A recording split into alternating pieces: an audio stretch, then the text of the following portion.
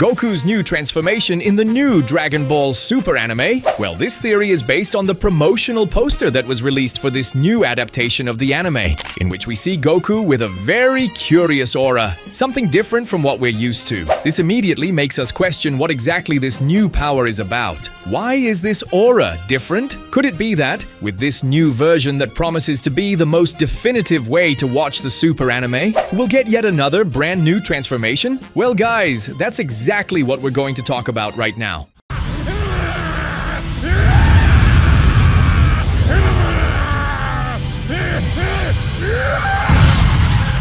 Considering that this new version of Dragon Ball Super is expected to bring important changes to the story, and yes, that's a fact, changes are going to happen, the question that came to my mind was, how strong will the Goku we see in this new animated adaptation of Dragon Ball Super be? Because I'm telling you, if they do everything the right way, we could get the most powerful Goku ever seen in Super, the definitive version of the character. I really enjoy addressing and discussing power levels in Dragon Ball. I always theorize a lot, trying to stick as closely as possible to the original material provided, whether in the manga, the anime, or the movies, all to extract the best and most faithful information possible. However, when it comes to Dragon Ball Super, as you all know, the adaptations had very significant differences. The manga and the anime, despite following the same general storyline proposed by Toriyama, presented several important divergences. One of the clearest examples is the use of Super Saiyan's Blue with Kaioken. In the anime, Goku already uses this combination starting in the Universe 6 versus Universe 7 tournament. In the manga, something similar only appears during the Tournament of Power, and even then, it's not exactly Kaioken. It's a technique that uses similar concepts and foundations, but it makes it clear that it's not Kaioken itself. On top of that, there is a large time gap between the appearance of this combined transformation in each version. That's exactly why, guys. Next, I'm going to show the main differences between the anime and the manga. Differences that led Goku to have distinct abilities and power levels in each version. Now we have this new power from Goku, which, as you can already imagine, works much more like foreshadowing, a preview of what's to come in the new Dragon Ball Super. That's why we see traces of this divine red Ki, condensed and characteristic of the manga. But I don't rule out the possibility that this could also be some kind of reference to something even greater. And here's the warning, because a lot of people are even afraid to touch on this topic on YouTube,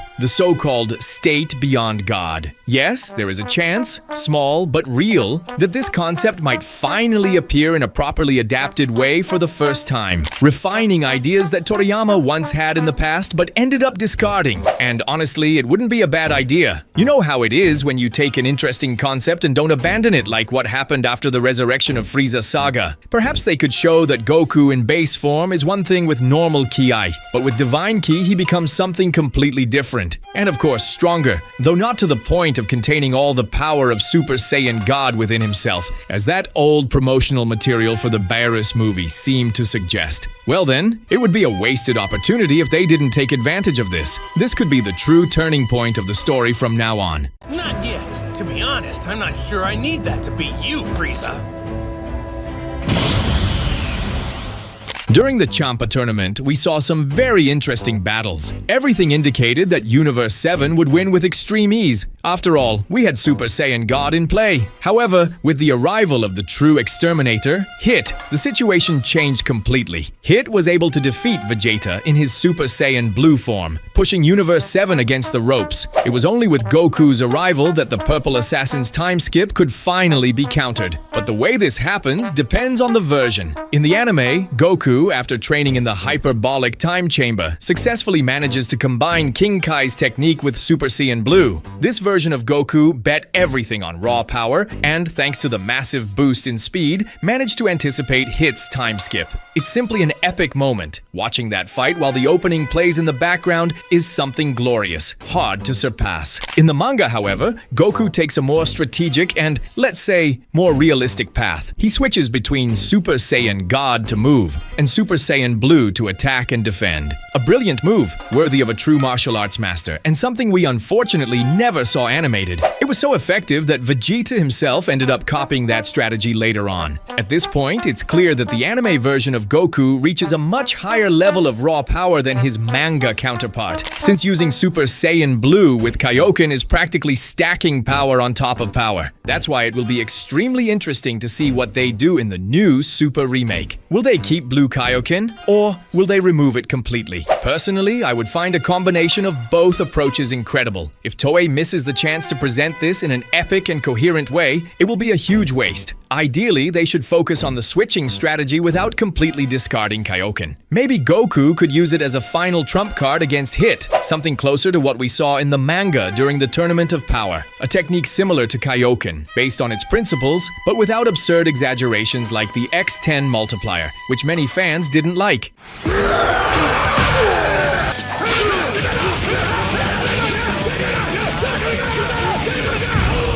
On the other hand, it's in this saga that the manga introduces the massive stamina drain of Super Saiyan Blue, something that eventually leads us directly to the concept of perfected Super Saiyan Blue. Later on, during the Goku Black saga, the manga fully develops this idea. Cornered by the fusion of Zamasu, Goku demonstrates his vast combat experience and manages to perfect Super Saiyan Blue. He begins to concentrate the full power of the transformation without letting his ki leak out, facing Zamasu on equal footing, and even humiliating him at certain moments. However, due to the fusion's immortality, victory was never possible. Even so, in this saga, the manga version of Goku completely surpasses his anime counterpart, who, even using Kaioken, was unable to properly stand up to Fused Zamasu. The difference becomes even more evident when the manga's Goku, pressured by Zamasu's immortality, resorts to an imperfect version of Hakai, the technique of the gods of destruction. Even incomplete, this shows the absurd level of skill and power he achieved with perfected Blue. Many of us dream of seeing perfected Super Saiyan Blue animated in this new adaptation, especially Goku facing Zamasu with all that superiority.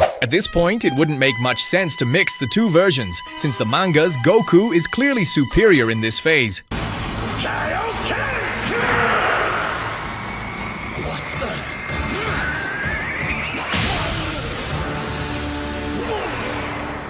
Ultra Instinct also presents deep differences between the anime and the manga during the Tournament of Power. In the anime, Goku uses all of his transformations against Jiren, from basic Super Saiyan to Blue with Kaioken. Realizing that nothing works, he resorts to his most powerful technique, the Spirit Bomb. However, Jiren sends it back. When everything seemed lost and Goku was buried under the rubble, he awakens Ultra Instinct before everyone's eyes. The explanation, however, was never entirely clear. It's said that Goku absorbed part of the Spirit Bomb's energy and broke his own limits, but the connection between those elements never made much sense. In the manga, on the other hand, Ultra Instinct awakens in a much more philosophical way. Master Roshi makes Goku reflect on his obsessive pursuit of raw power. He remembers the teachings of Korin, Mr. Popo, King Kai, and Whis. It's at that moment that Goku activates the sign of Ultra Instinct for the first time and faces Jiren on equal footing. The main difference between the two Ultra Instinct versions is clear. One seems to allow emotions, the other does not. The anime's version is more flashy, epic, and cinematic, and will probably be chosen as the foundation. But it would be incredible if they also adapted the scene with Master Roshi, reinforcing Ultra Instinct as the ultimate martial arts technique.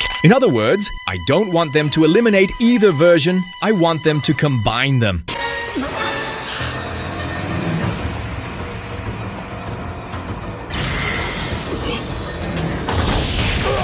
Finally, in the Moro and Granola arcs, we have new variations exclusive to the manga. Since there hasn't been an anime adaptation yet, it's almost certain that these stories will be faithfully adapted. There, we see Goku's own version of Ultra Instinct, which allows him to use his emotions in battle, as well as the impressive Giant of Light, one of the most brutal and interesting techniques we've ever seen the protagonist use. Once again, I thank all of you for following me this far, my powerful Z Warriors. Don't forget to leave your comment with your opinion, and keep enjoying every detail of the Dragon Ball universe.